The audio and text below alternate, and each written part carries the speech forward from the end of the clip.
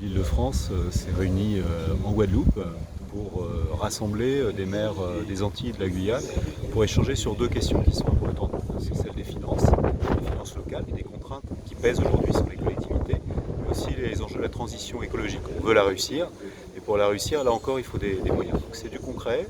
Puis ce matin, c'est des échanges très riches avec des témoignages de beaucoup d'élus du territoire, mais aussi des échanges avec la Banque des Territoires, l'ADEME, avec la Fédération nationale des travaux publics.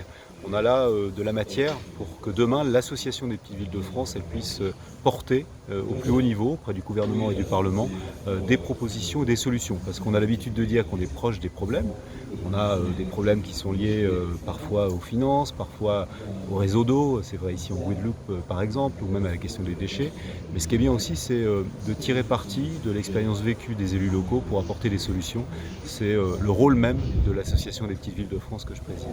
Petite ville de Guadeloupe, petite ville de Martinique, petite ville de Guyane en déficit, comment peut-on faire? Alors les petites villes, elles ont certes les mêmes enjeux parfois que des grandes villes, elles n'ont pas les mêmes moyens, elles ont parfois des défauts d'ingénierie, elles doivent être accompagnées par l'État ou par des agences comme l'Agence nationale de cohésion des territoires pour aller plus loin en termes de projets. Après, il faut reconnaître la particularité des petites villes.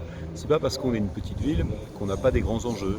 C'est là où se jouent par exemple des enjeux de centralité, de mobilité, d'accès aux soins, de réussite de la transition écologique. Donc il faut écouter ces maires, il faut faire confiance aux maires. Les petites villes, aujourd'hui, c'est là où vivent 26 millions de Français. Donc on ne peut pas faire l'impasse sur les petites villes. On ne peut pas considérer que parce qu'elles seraient d'une taille moindre que les grandes villes, elles n'auraient pas l'attention qu'elles méritent de la part des pouvoirs publics. Donc elle peut être en déficit mais avoir des beaux projets.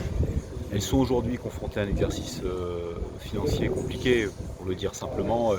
Les recettes stagnent, voire diminuent, alors que les dépenses explosent à cause du coût de l'énergie, de l'inflation, du coût des matières premières.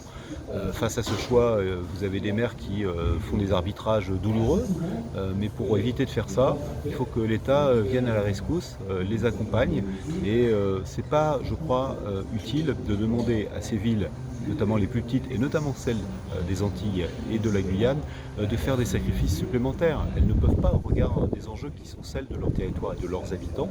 Et par ailleurs, j'ai envie de dire, il ne faut pas que l'État se dise il y a trop de dépenses dans ces territoires, c'est pas vrai. Ce sont des dépenses utiles. Chaque euro qui est investi dans les petites villes est un euro utile pour les habitants.